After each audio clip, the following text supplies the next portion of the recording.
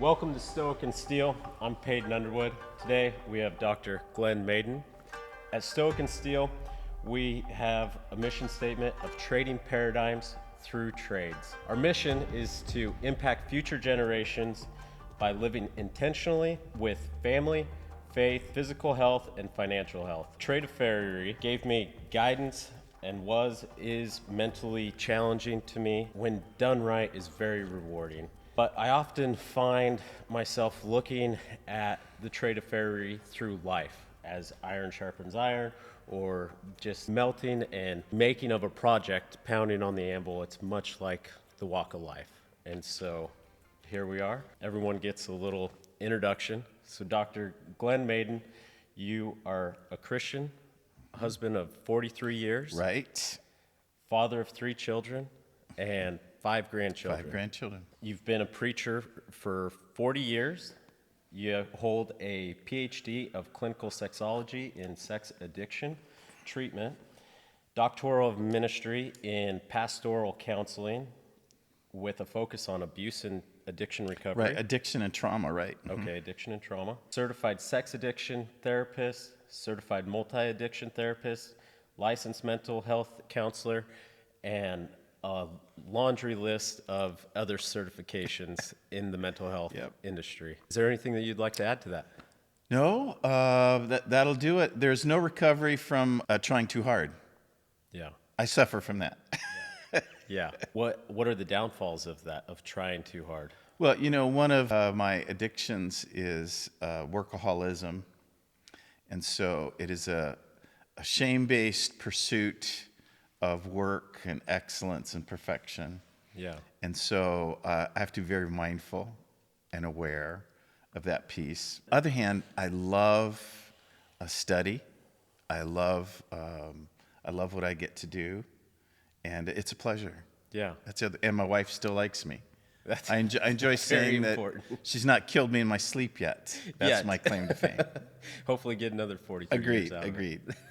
So how did you get into what you're doing now? How did you get into your pastoral lead? Where did it all start for you? I served in an inner city church for 12 years in the inner city of Western Michigan. Everyone I worked with personally was an addict or trauma survivor. And so in 2003, I began a doctor of ministry in treating addiction and trauma. And that's where I first came across the words of Jesus as it relates to anxiety, regulation of anxiety, because that truly is the core of addiction recovery. And then moved out from Michigan to Oregon. I was thinking about retirement, and I thought, I think I'd like to be a therapist in retirement. So I did a certification in sex addiction treatment, really enjoyed that. So many of the people that I serve with in the church, board members, had very dramatic, painful stories of problematic sexuality. And I was just unequipped. They don't teach this in seminary. Yeah. They don't teach any sexual health in seminary. So you went through seminary. What made you take that route? Why go through seminary to be a pastor or preacher? Why not just? Yeah, why not just? I think for me it was a passion for the truth. I went to Asbury University. I have a degree in Bible and biblical languages. I wanted to find out what the Bible said, what God said about himself in the original languages. So that was really important to me. And then I took a master's program in New Testament and Christian education. I wanted to do the very best I could to honor God that way. And so I'm really grateful I did. Academics has its drawbacks and failures, but I'm deeply grateful for that. What they don't teach is kind of the healing side of the gospel, which I found in my therapy practice. Yeah, interesting. Yeah, I was preparing for retirement. Yeah. And did a certification in sex addiction treatment. And in 2015, I was offered a position in a rehab in Washington. Loved it. Man, that is fun work. It's like being a professor on a college campus, but more lethal. Yeah. Great. Lots of young people. Yeah. Most are late teens, early 20s. So just a blast. Had a great time, and had a chance to baptized a bunch of the clients, and in the Pacific Ocean. It was really great. And I have a focus on neuroscience, which they really love. This generation really loves that. And that's in your PhD end of thing. That's what it's about, is Right. in neuroscience. Right. Yeah, there's a heavy emphasis of neuroscience in my work.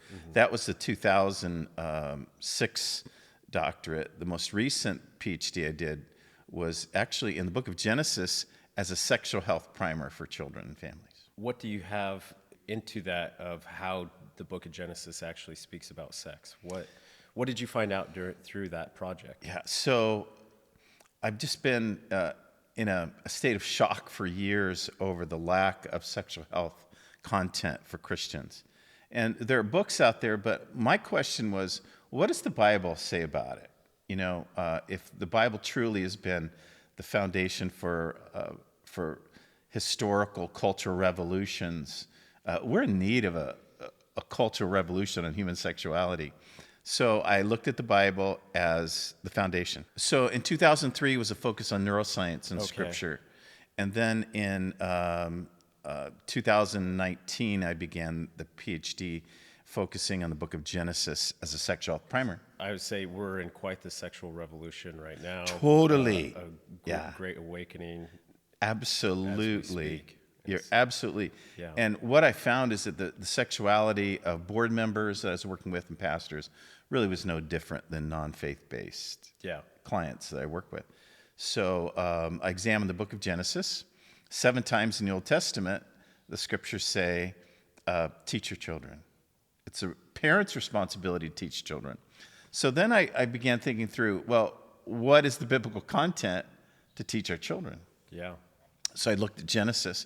It's a fascinating structure of Genesis. Chapters 1 through 5 are very, very kind images. All of them are positive about human sexuality, from being naked and without shame to the first term for sexual intercourse, which is intimacy, to see.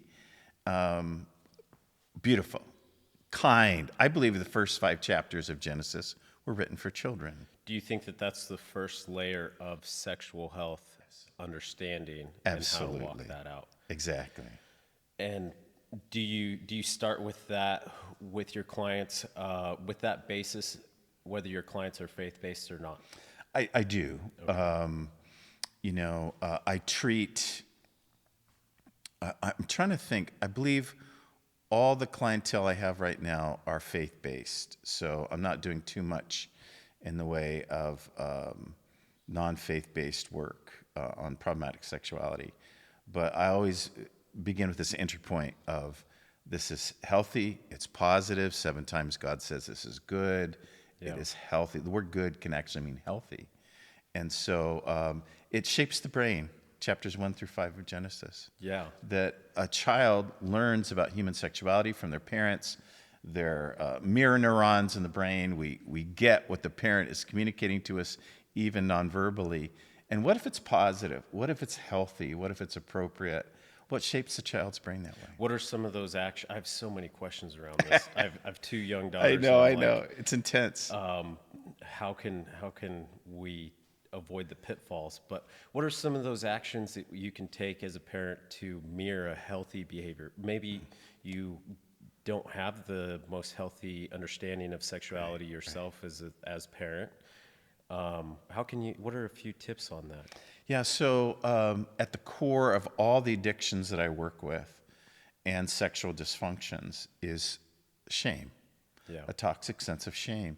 So when we communicate to children about human sexuality, we do so without any shame. It is always benevolent, always healthy. We call anatomically correct parts what they are. Yeah. We don't make funny names. We don't, act out of fear and shock, at just nudity. those little nuances of your own behavior. Exactly. Is what they're going to pick up Precisely. on. Okay. Precisely. Yeah. I'm a student of Freud. I've read all of his works on human sexuality. He was just weird. He was just, French fry short of Happy Meal. Really bizarre, all pathological. Yeah. To him, human sexuality was based on incestuous feelings with parents, and it's just simply not true. And it is unhealthy. Yeah. And so he began with a pathological approach, I think based on the clientele he had. But the Bible doesn't start there. It's all health. It's all beautiful. They're naked, without shame. It's a beautiful 7 images of intimacy in Genesis 1 through 3. So it just builds this great foundation for talking about sexual intercourse. Yeah. A part of my story is gave my life to the Lord, became in the church, and I still felt that taboo. I've tried to kick the sexual addiction for years, and I just felt so much shame around it. And then went into the world, and in the world found a ton of love, just acceptance. Like, everybody watches porn, it's okay. Right. In the back of my mind, I said, well, it's not okay, but it gave me the bandwidth to reduce shame around that, to then find health within that. Nice. You just nailed it. You hit it out of the park. This is how I treat all problematic sexuality. Lower shame. Yeah. And instead we use compassionate truth. The brain can then heal. In that time frame, I also found the other side of my family that I loosely didn't know about, knew about, confirmed who my biological father was, and she's my best friend now. Cool. And just connecting family in that way, it's been super healing. That's awesome. And amazing. So, just to kind of put a bookend on that, when we teach children about human sexuality, it is with our behavior, actions, our words, even the tone of voice. What we're doing is reducing shame, and we're speaking truth with compassion. What happens is we actually trigger this part of the brain, the prefrontal cortex, and we trigger the prefrontal cortex of our children. A shame state, when it relates to sexuality, it triggers the limbic system, fear, anger, sexual neural pathways. Using shame can actually trigger problematic sexuality. In using shame across all things. So if they spill the milk, Right. and if you go, why would you Exactly. do that? Or what about that? Right. Instead of saying, oh, hey, sis, Hey, accidents happen, man. you know where the rags are. It's all good. That's right. It's all good. It's same with sexuality. When a child, all children explore themselves. And so if you find a small child examining genitalia, we don't want to shame them. We want to give them compassionate truth. Yeah, God made this. God made you. These are private parts that we don't permit anyone to touch but you. And we can teach them at that point, but without shame. Yeah. If you come on really strong, it wires shame-based neural architecture. No kidding. Wow. You blew my mind. Where this comes from, biblically and theologically, is the life of Jesus. Jesus, every major sexual health narrative in the New Testament, Jesus specifically does not use shame. Yeah. The woman at the well, John chapter 4, he and his disciples going through Samaria, they stop at the well, midday, it's hot, the guy's going down to get some food. A woman comes to the well. She didn't come with the other women because they didn't want her early in the morning in the cool of the day. She came at the worst time of the day, and I believe this is a seduction scene. This is just my own personal interpretation. That Jesus said, hey, can I have some water? She says, what are you? A Jew asking me, a Samaritan, big fella. I think she was seducing him. Yeah. And then I think it was starting to get intense. This is just me now. And Jesus said, I tell you what, dear, why don't you go call your husband? That's what I do in counseling when it gets kind of close with a female client. I just talked about my wife. So Jesus talks about her husband, and go get your husband. She goes, oh, I don't have a husband. Again, I think it's seduction. He says, you're right, dear. He says, you've had 5. The guy you're with now is not your husband. Yeah. She came to faith. Yeah. That was compassionate truth. It wasn't shame or condemnation. She came to faith. In fact, went back into town and told all the guys she had been with about Jesus. Many of them came to faith. The woman caught in adultery, same thing. Not one word of condemnation for her or even the awful people who abused her. Yeah. So at the end of that piece, Jesus says, hey, where are your accusers? She says, there are none. Neither do I condemn you. Go and sin no more. It's compassionate truth. Yeah. It's beautiful. Love. And True, so true the walk way in love. Jesus attended to problematic sexuality was with compassionate truth, Yeah. not with shame. Shame and ridicule and Exactly. You add shame to the sexual system, it raises the anxiety of that system.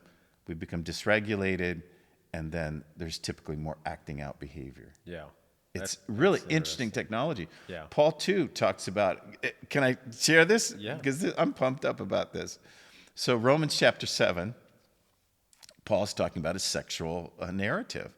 He starts with marriage, and he moves into sex and, his own personal struggle. I do things I don't want to do. There's a war in my mind. I'm a wretched man. Who will free me from this body of death?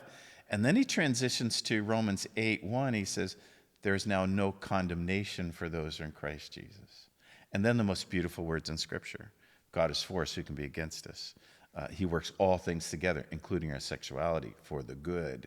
Yeah. And so Paul, too, does not use shame in that piece when he's talking about his own story. Yeah. And he's saying, man, my brain is offline, when it comes to this. And that's the nature of what it is to be human. Yeah. And so using truth and compassion rather than shame is a healing piece. It's just beautiful. Yeah. I think that's when God comes in and does the best work. Absolutely. So 0 to 4 rewiring or wiring for healthy Right, sexuality. What if you missed, say your kids are 7, 8, 6, past 0 to 4, and you didn't raise them in the most healthy way? They do have a shame base. How can you repair that? And not just at the 5 to 10 window, but the 11 to 18 as well. Is there any way, or adults into No, that that's age? good. So the brain is plastic. It's called neuroplasticity. It can rewire. It can even rewire shame-based architecture in the brain. So I did not have any healthy models growing up. My father was a sex addict and a pastor. None of my college or seminary professors spoke about healthy sexuality, ever. I had one lecture in a doctoral program. It was all about don't have sex with the people you work with. So I had zero healthy foundation. And my kids are fairly normal. Good. I hope. Today. At least Sorry, they have kids. a healthy outlook on So it. the point is that the brain can rewire, and we Yeah. can teach, and we can pick up where we are. Is it more difficult? It is always a challenge. Yeah. This is the most tender part of life. Yeah. And trauma happens. Some of the statistics I'm working with, that 50% of women, freshman women on a college campus have been sexually abused. 50%. 50%. Wow. 30% by their senior year, and then 50% in their freshman year. So there's a big jump. In men, it's even, those statistics have gone up. I believe we're at 25% for males in college. So the brain can change. It can be rewired, even in the context of trauma. Yeah.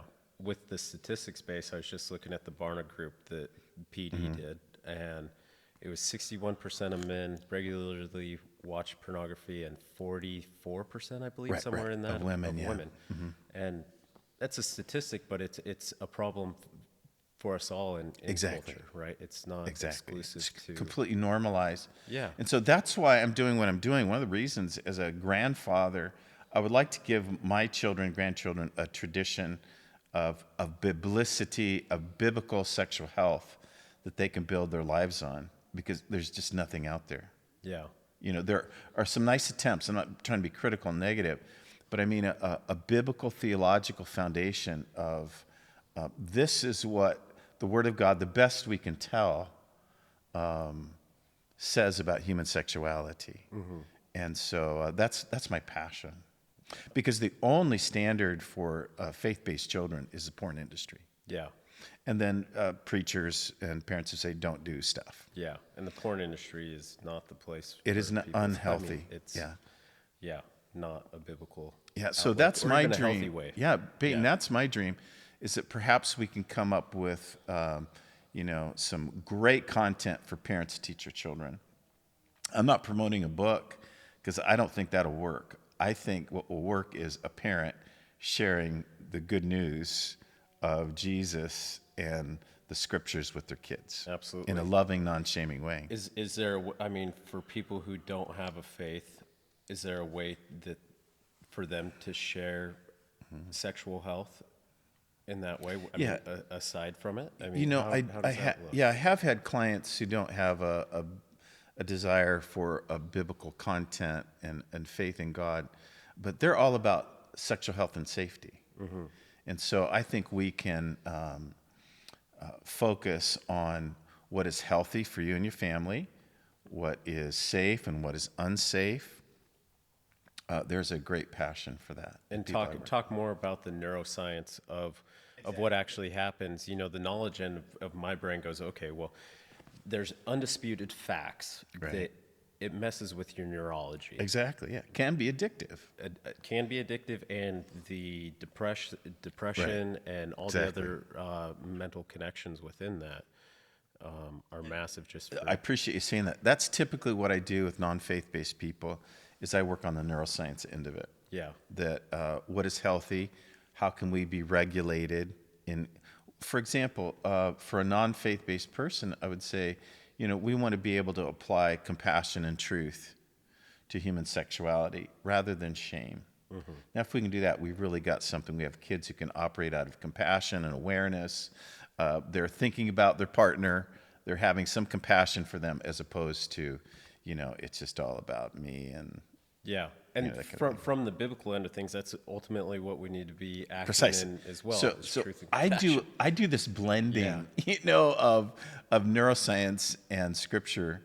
Neuroscience actually is natural revelation from God, like gravity or penicillin. Yeah. God's not surprised by it. He made it. It's amazing. And unchurched people love that stuff. Yeah. They really cannot go, oh my gosh, yeah. Yeah. So the first 5 books of Genesis, we covered that, and then All healthy, all beautiful. Yeah. The brain is shaped in beautiful ways, non-shaming ways. And it even in Genesis 4:1 speaks about the first event of sexual intercourse as intimacy. It's knowledge, knowing one's partner. And I love that. I think it's beautiful. 6 through 11 is about sexual safety. What's interesting, you'll see a grouping of 5 chapters, another grouping of 5 chapters, and then when you go through Genesis 12 through 50, you'll see additional 5 chapters of stories and narratives. That was an ancient Near Eastern literary modality. And so now you have the next 5 chapters, 6 through 11. It's Noah, and it begins with the whole world goes mad. This is where translators have failed our families. And I'm not trying to be mean or critical. I'm just saying I think this is the truth. What you have is this narrative of you have these giants, you have the Nephilim, you have the sons of God, the daughters of men, and they, tracked down these pretty women, and they had children, and they were heroes. And then God says, I'm done. I'm going to wipe everyone out. Well, it just doesn't flow. It doesn't make sense. When you examine the original languages in the Hebrew, what those words actually say thematically is that there was sexual abuse and sexual trauma rampant throughout the world. And that's what moved God to bring the judgment. It wasn't that he was tired of humanity. Yeah. It wasn't this, Hallmark movie about the sons of God going after daughters of men and having kids. It was sexual abuse and trauma. And so then you have Noah and the ark, which is a great story for kids, I think. And then you have Noah, who gets off the ark, plants a vineyard, gets hammered, and then this very strange piece about how Ham saw the nakedness of his father. Well, then Ham's son Canaan is cursed for the rest of his life. In fact, Canaan is used throughout the Old Testament as an image of violence and idolatry, and it all just seems really unfair. When you examine the words, the nakedness of his father, this is used in Deuteronomy for incestuous prohibitions. So to uncover the nakedness of one's father was to have incest. To uncover the nakedness of your uncle would be to have, sex with your aunt. Does that make sense? Yeah. And so you can find this in Deuteronomy 15 through 19. Leviticus 15 through 19. It's a prohibition section. It's very, very clear in the original language that to uncover the nakedness means incest. So what happened was Ham, I think mom and dad were hammered. Ham has intercourse with his mother. The offspring was Canaan, who then most likely had genetic mutations. Wow. How did you uncover that? My professor in college wrote a book, Robert Hamilton. Yeah. And he first introduced that, but I've never heard it preached or talked about ever. Yeah. Because we talked about it earlier, there's a shame shut down in people of faith when it comes to human sexuality. We don't talk about incest. We don't talk about any meaningful sexual health and safety protocols because it's just too traumatic. Yeah. And so that's my dream, is to make all this very normalized, very biblical. I think it's amazing that God would spend the first 5 chapters of Genesis talking about how beautiful human sexuality is, and then give 6 through 11 as just a caution through storytelling about we don't have intercourse with our family members. I think this is perfect teaching for parents, where a 6 to 11-year-old is completely mature enough to understand, don't touch the private parts of your family members. Yeah. Let's respect that, because look at the very positive images of sexuality in 1 through 5. Yeah. And if you're not having those conversations at a younger age, they're naturally, or Precisely. I say naturally, inherently going to explore those options. Exactly. Exploration. In fact, the average age of the first time victim of sexual abuse is 9. So we need to be talking to our kids before age 9. These are private parts. We name them accurately. Only you can touch your private parts. No one else may. And specifically family member. 9 out of 10 perpetrators are known by the victim. Yeah. So it's really beautiful if you think about it. When do you introduce consent? I like to talk about consent very, very early. Yeah. For example, a 5 or 6-year-old, I think you can communicate to them that these are your private parts and no one may touch them. In fact, if you go to the doctor has to ask you. The doctor has to have a nurse there. Yeah. So you can do consent conversation. Someone needs to ask to touch. Putting it as the doctor, someone Right. with some moral authority Exactly. needs to ask for But it's consent. okay to tell kids, prepubescent children, that this is your body made in the image of God. God loves you and your body.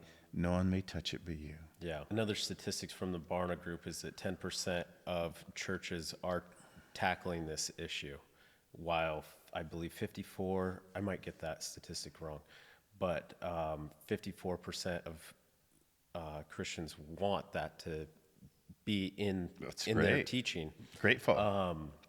Why do you think the church has stayed away from it? Is it lack of resource? Because I find most pastors are going to be bold and tackle a lot of issues, whether it's financial or spiritual, religious spirit, other issues boldly. Could it just be the lack of resource? Don't they themselves are walking in that sin, or? Yeah, I think it's all the above. When you talk to seminary graduates, they'll tell you they at no time had a biblical theological conversation of human sexuality. Yeah. It doesn't exist. When you look at the 9 systems of theology that came out of the Reformations, there's nothing about human sexuality in them. Yeah. Ever. So what happened with the Reformers and then the academicians and theologians since then was they put our theology in very clear boxes, and there is no box for human sexuality. So to talk about it actually evokes shame. And in my perspective, a shame response actually shuts down our brain, and we can't do it. It's not that they don't want to do it, they're unable to do it. Yeah. And that's why I love the recovery movement so much. I mean, we talk about our stuff all the time. Absolutely. Yeah. We've really mitigated shame. That, I'm an addict, I'm in recovery, I'm grateful, I'm a sex addict, I'm a whatever. We've normalized the conversation where the average evangelical has not. Yeah. It's all shame-based. Yeah. Can't do it. Absolutely.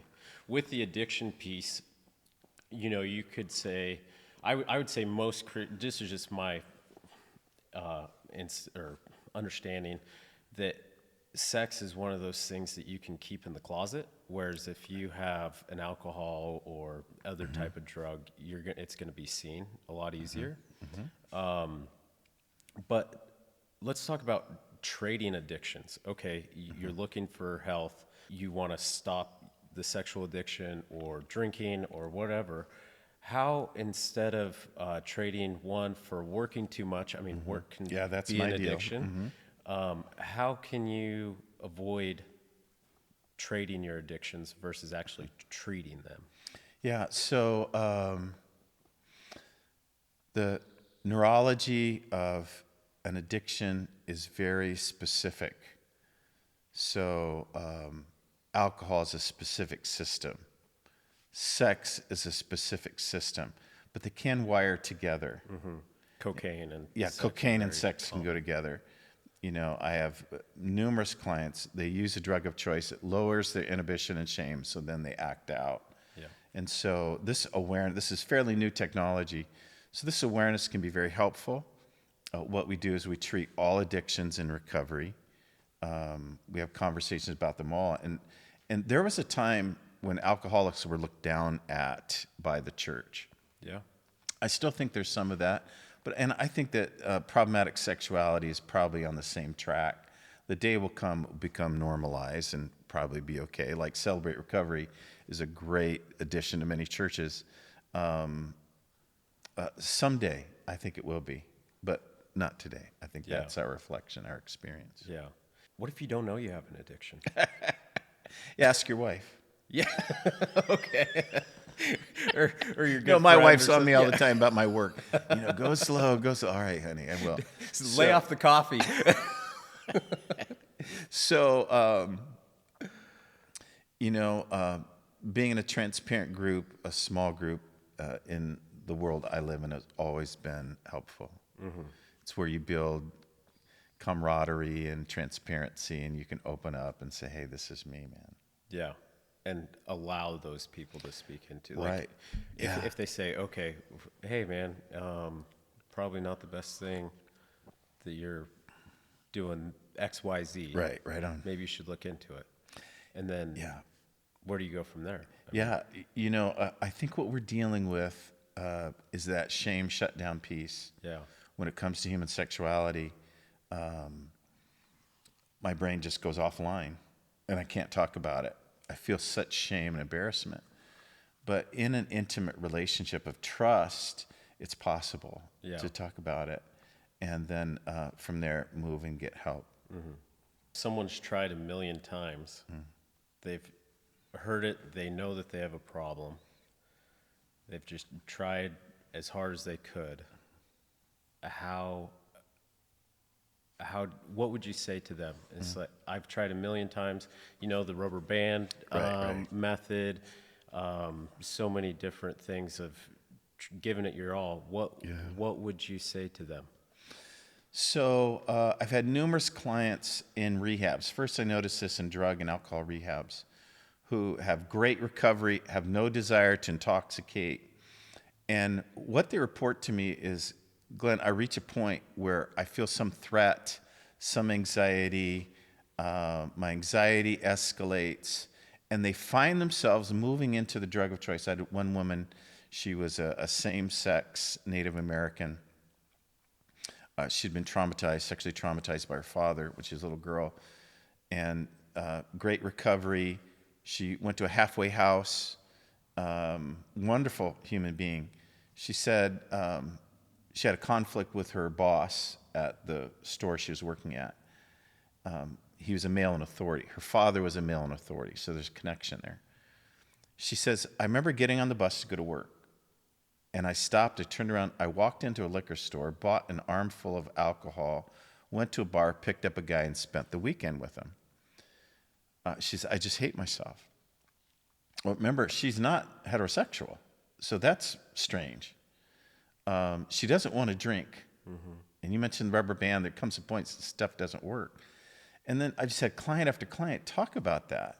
Glenn, I'm having, things are going well, and there's some anxiety reaction, some grief event, and then I can't do it. I can't maintain my sobriety. It's the same in sexual addiction recovery. I have numerous clients right now. A number of them are pastors. And they reach a point, they just have no ability to regulate their emotions or their desire, and they find themselves using and will binge for hours. And then feel incredible shame. And then, you got to crawl into the pulpit, right? Or lead worship. And so I've been working with these wonderful people for several years. And what I've noticed is that every single one of them, when they have these, you can call them relapse or a slip, every single one of them had sexual trauma as a child. And so I believe these are not addict behaviors. Mm-hmm. They're what are called dissociative behaviors. Can you define that? Yeah, so when I'm associating, means my prefrontal cortex I'm online. I get how you and I are doing. I'm aware of you and me. I know what time it is. I know the temperature. I'm connecting. I know what's appropriate and inappropriate for you and me. Yeah. When anxiety escalates, blood flow diminishes. It starts at 80 to 100 heartbeats a minute. Blood flow diminishes here and starts focusing on the anger, fear, and sexual part of the brain, the limbic system. Well, I lose the ability, 80 to 100 heartbeats a minute, to regulate conflict resolution. And so my wife and I were talking about that. We're watching the World Cup, she and I.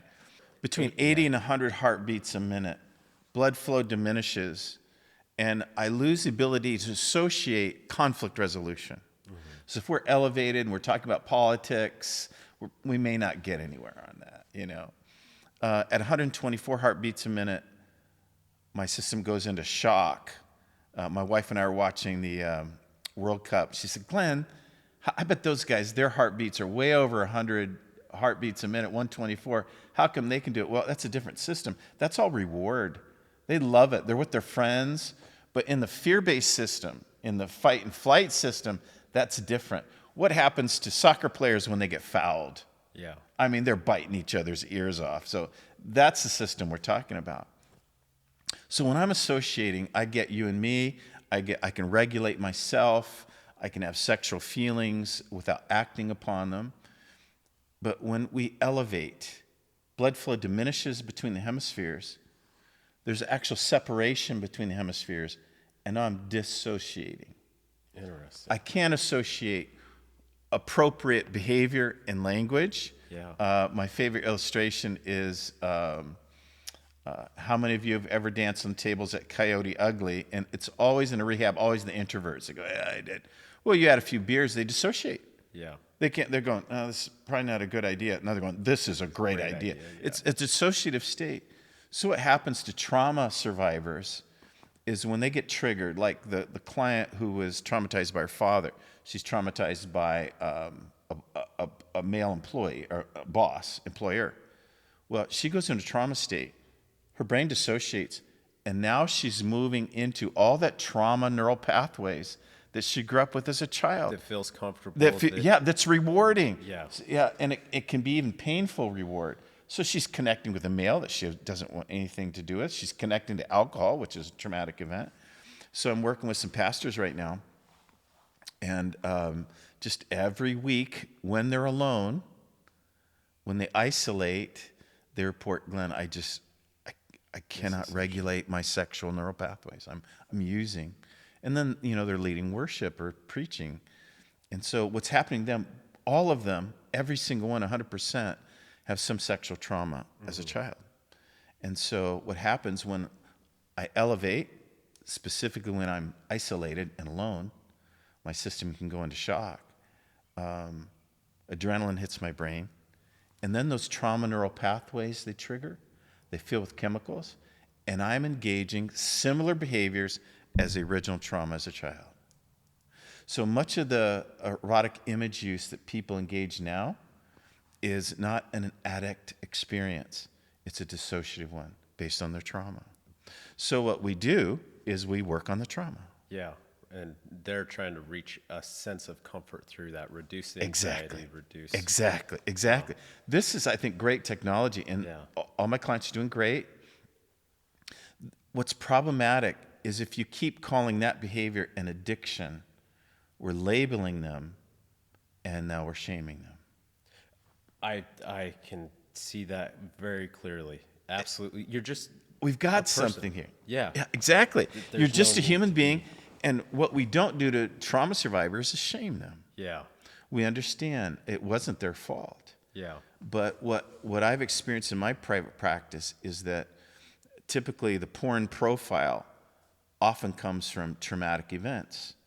And we engage pornography or erotic images exactly as the original sexual trauma we went through. Wow. It's fascinating. That is fascinating. And I think it's groundbreaking. I think it's a breakthrough because rather than calling people once an addict, you're always an addict. Yeah. You know, all your protocols for addiction recovery don't work. Well, in a lot of AA or SA, you start out and, hi, my name's Paeden, I'm a sex addict. Exactly. Or, Exactly.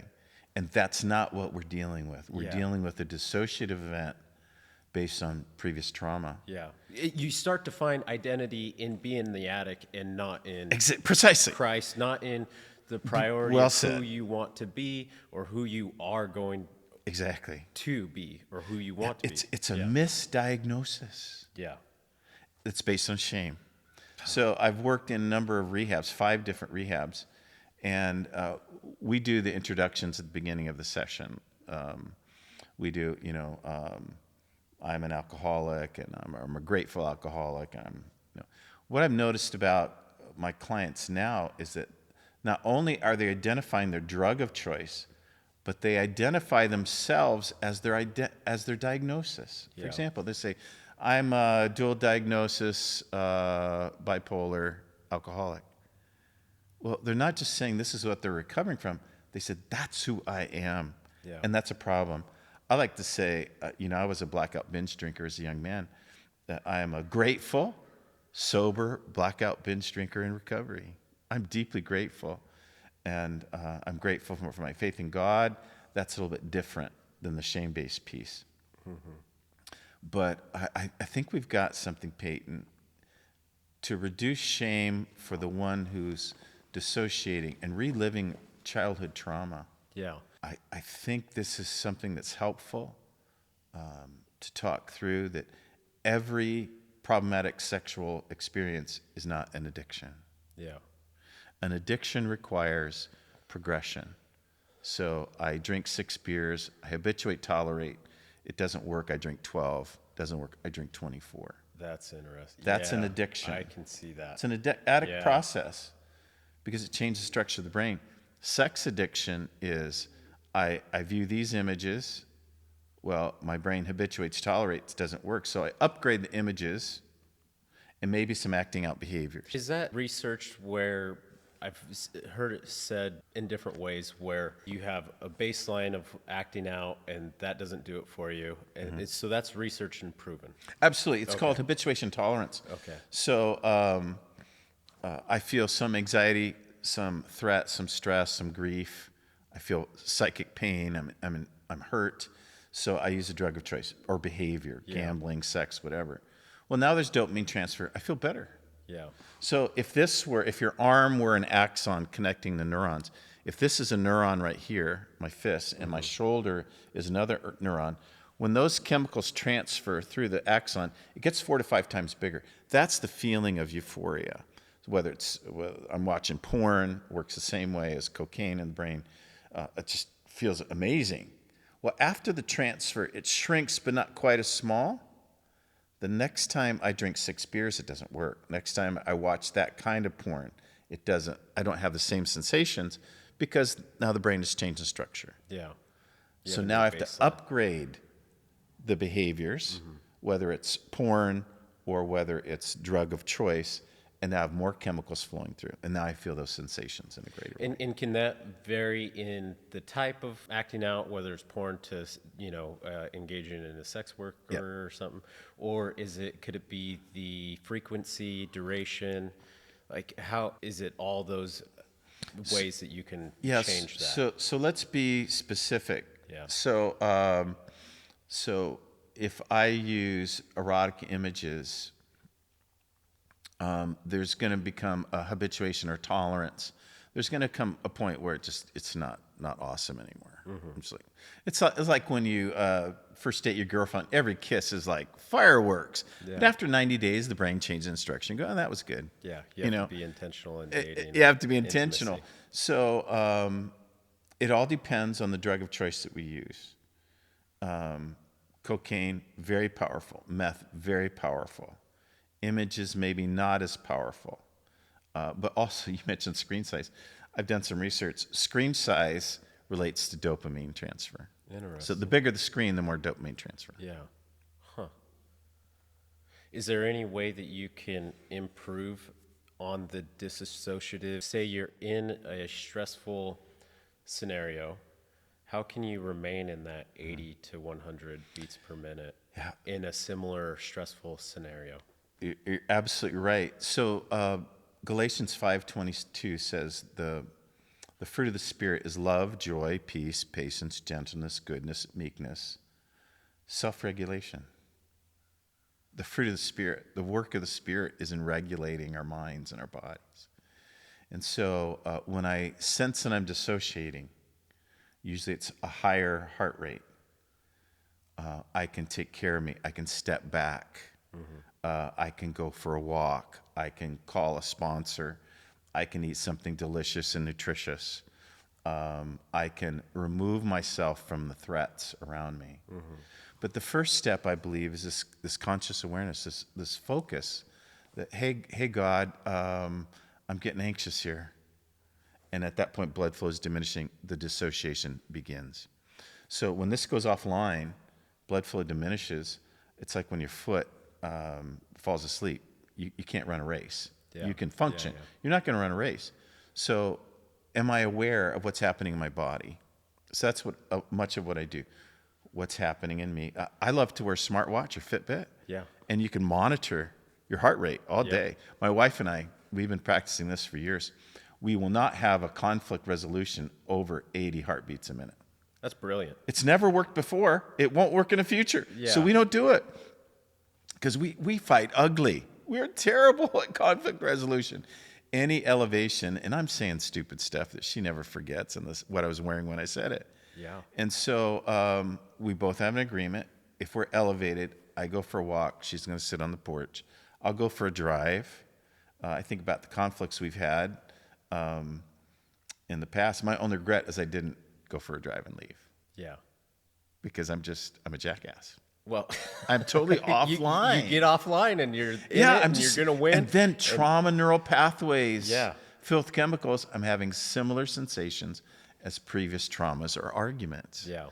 And so this awareness, this understanding that if I start to dissociate, I'm feeling urges that I can't manage, I'm going to take care of myself. Yeah. I'll go for a drive. I'll make that call. I'll go exercise. I'll do something. Go to God first. Exactly. And do that. Precisely. Because you could make your self-care your religion, in a sense. Absolutely. Absolutely. Yeah. That's why we need to blend in our faith with all these disciplines. Yeah. King David was on the flat roof of his palace.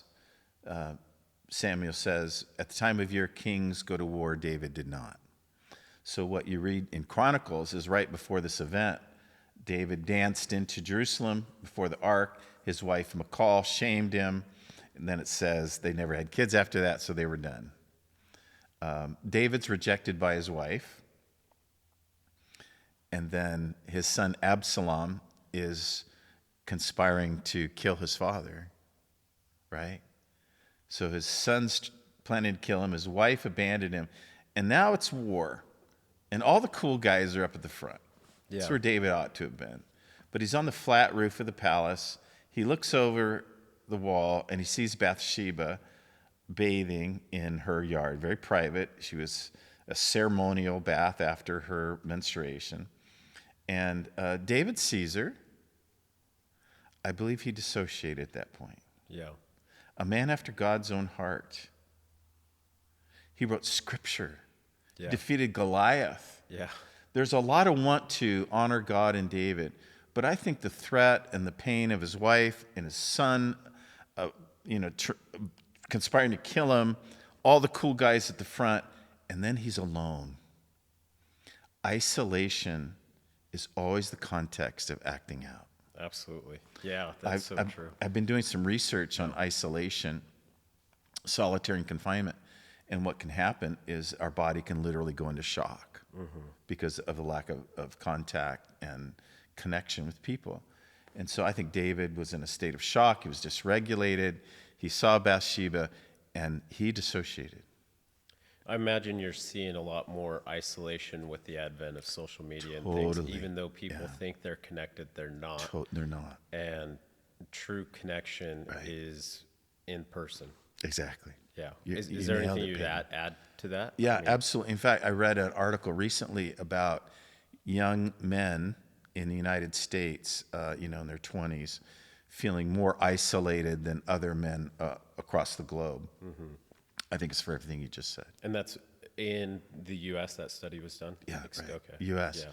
So the heavy normalization of screen time and social media, we feel isolated. So David was isolated. He dissociated. The moral part of his brain was now offline. Yeah.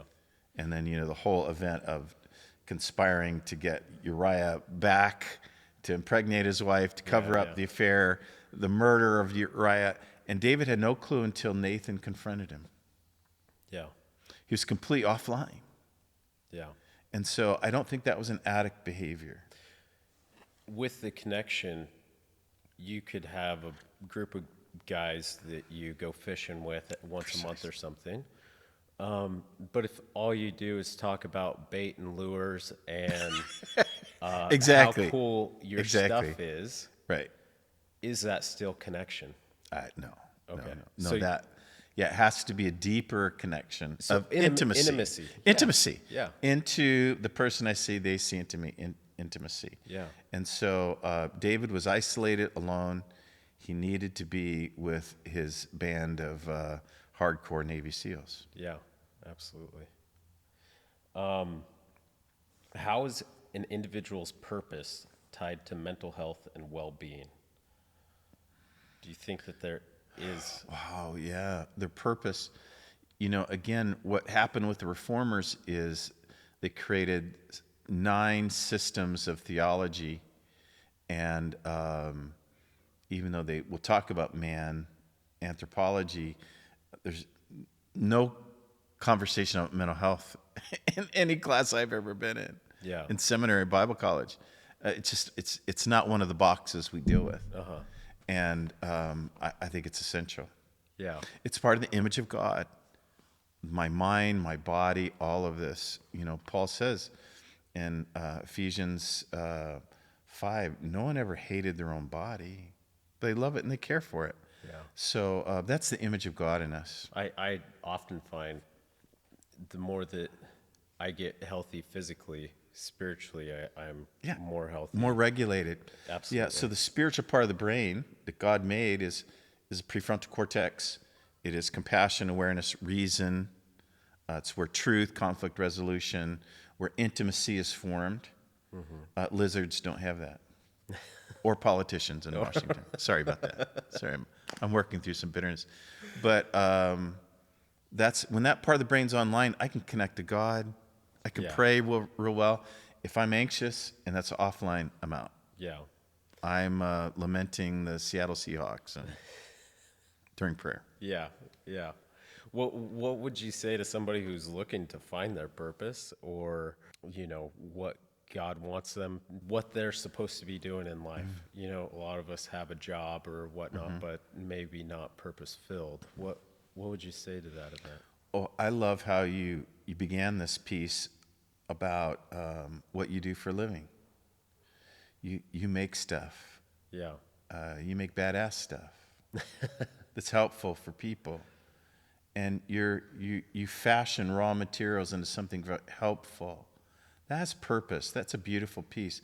It's what God does. And so I like to look at our past, at our story, for our purpose. The trauma piece. Why is that not a part of our purpose? What if that is our purpose now? Yeah. My dad was a sex addict and a pastor. And so this is what I love to do. Yeah. This is the best thing I know. Yeah. So why not? I had a client, she was sexually traumatized as a child and a musician. So I said, why not become a music therapist for children who've been traumatized? Yeah. And so that's what she's doing. And she's loving it. Yeah. Fulfilled and doing well. Exactly. Like Paul the Apostle, he hated Christians. Yeah. Paul was terrible, imprisoned, killed Christians, and then he became their greatest advocate. Yeah. Well, that's cool. Even Jesus, his mom, Jesus was born into a sexual misconduct narrative and lived his life in his ministry in sexual health and honor and dignity. The opposite of what? Exactly. Yeah. So taking our story, what we thought, for years I felt lots of shame about my story, my father. Yeah. And now I just feel only gratitude. Wow. That's amazing. So I think that connects to purpose.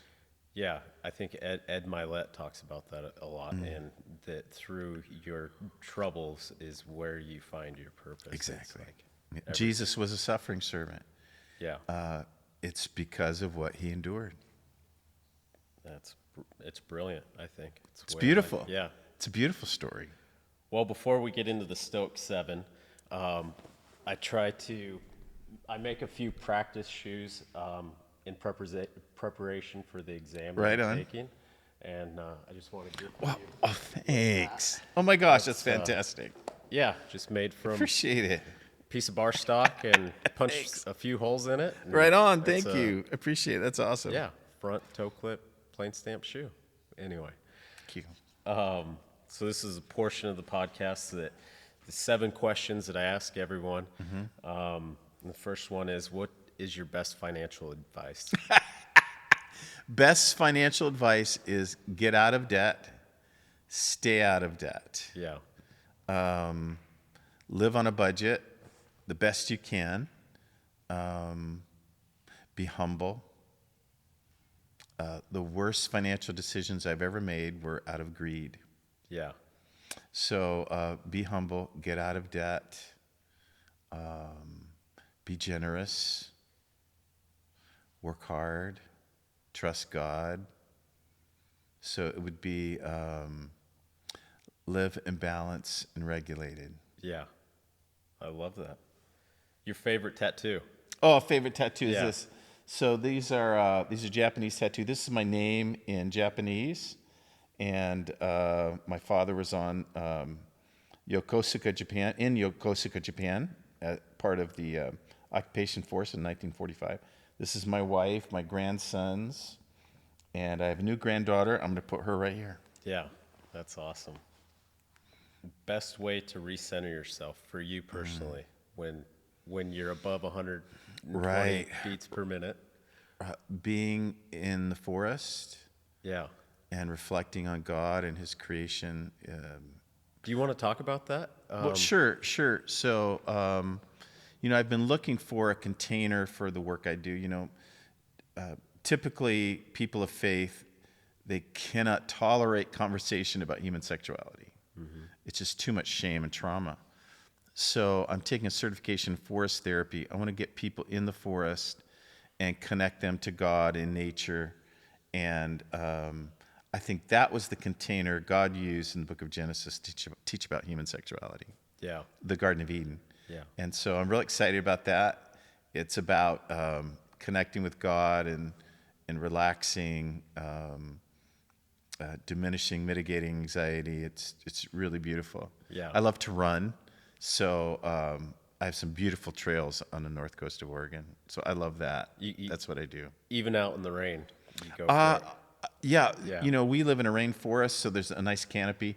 I go places where it's pretty well covered. Okay. But I love it. Yeah, I'm in. Good. Yeah, this is great stuff. Yeah, I found it interesting when you were saying that, how the grounding that is kind of a health movement now, getting your circadian rhythm into check and getting sunlight into your eyes and cutting out blue light and all of those things go into effect of the forest therapy. Yeah, and again, the forest is the image of God.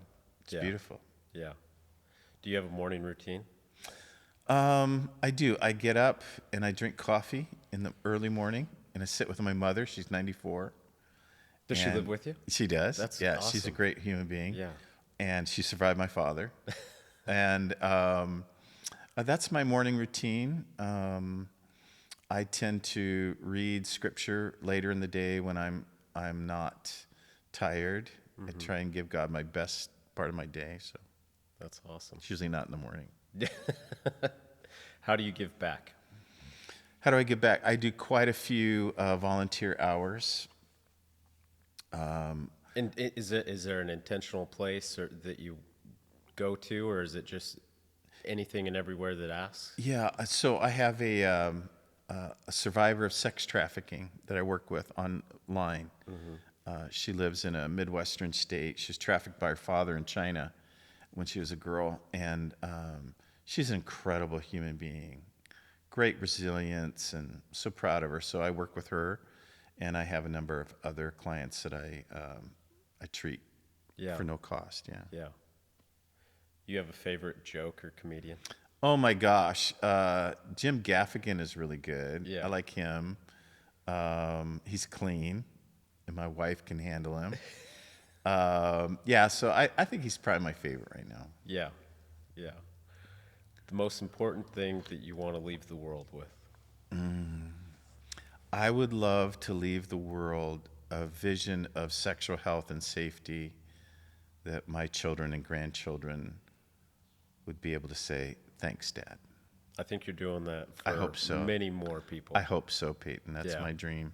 Many other families. And one way that you're doing that is through the Hope XP app. Do you want to talk I have about an app called Hope XP. It's in all the app stores. It's free. I have all this content. I have children's content. I have the forest therapy. For Christians, I call it the Creation Walk, where we connect with Scripture and God and nature. And I have a number of other things, certifications, and I teach pastoral counseling. I love what I get to do. And in those teachings, is it you live, or is that just is something that you can tune in anytime? Yeah, some of it, I have a number of videos. I have some neuroscience videos, but also I do online seminars on pastoral counseling. Awesome. Where can folks find you? On the app, you can contact me. LinkedIn, all of the above. Right, all of the above. Great. Well, thank you. Thank you, Dr. Paeden. Glen Maiden. It's been a pleasure. Appreciate it. Yeah. Thank you, Rockstar. Good time. Thank you for this. This is maybe